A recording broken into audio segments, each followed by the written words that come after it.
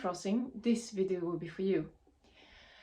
Here I'm going to talk about my 5 tips for how to improve your string crossing. So my first tip is to divide and simplify your practicing, and that applies to every kind of practicing on the violin, of course, and any other instrument. So if you're having difficulties to play with your left hand, just practice on open strings. For example, here, like I did Bach partita, I would recommend that you just play the open strings.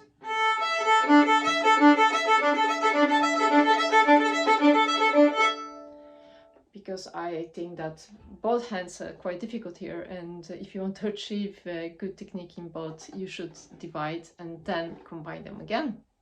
So this is my first tip. My second tip is to know the parts of your bow. So when you do the string crossing on the frog, for example, you play with much more fingers. Use more fingers on the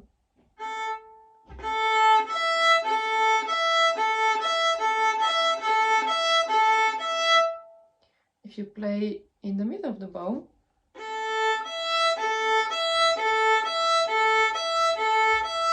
it will be more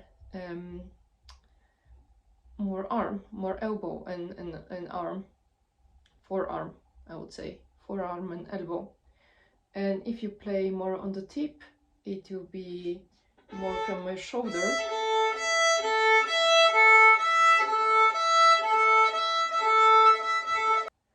Tips number 3 is the shapes that you're doing with your hand.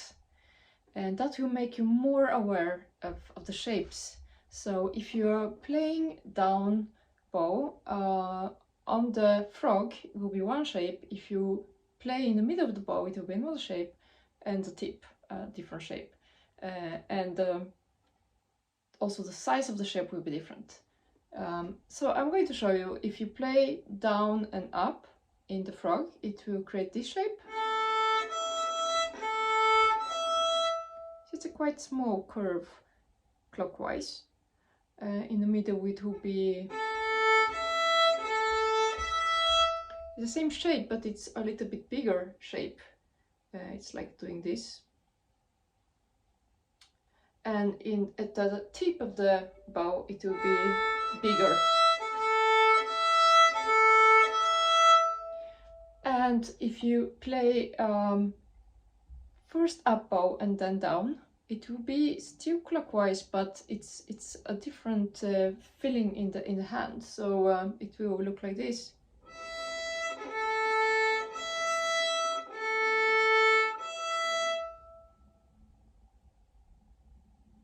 It's just different feeling. And if you play down bow first in this situation, that you have low string to up string,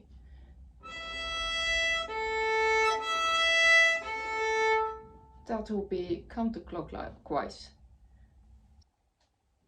So my fourth tip is to find the level of your elbow according to the string you're playing on. So if I'm on an E string, the level of my elbow will be like this: A, D, and G. And the general rule is that it's creating like a line, like a rectangle, from the bow to your hand, forearm, and upper arm. But for me it's also a little bit lower than this. So I would say if you are thinking about the same level in creating this shape for rectangle, I would say that you relax a little bit with your elbow and have it a little bit lower. That feels more natural. The last and the best tip, I would say, for me is the awareness of that structure of your arm is like socket and a bow inside of a socket. So when you're aware of this, you will have to create the freedom of this movement of the bow in your arm, and then every movement to feel more like a part of a general movement, and not, you don't need to struggle with every up and down bow and think about of them separately, but you can just create the freedom of the whole movement. Let's say again we are playing Bach, so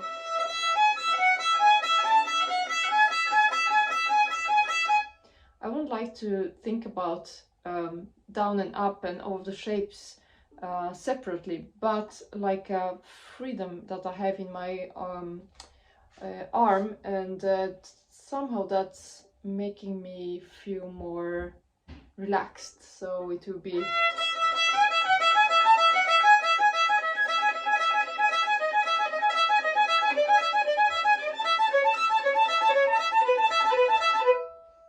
and that makes the movement much easier.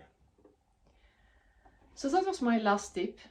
I hope that you like these suggestions that I have for how to practice the string crossing, and please let me know what you think. Like the video and share it with friends and subscribe, and I'll see you in my next video.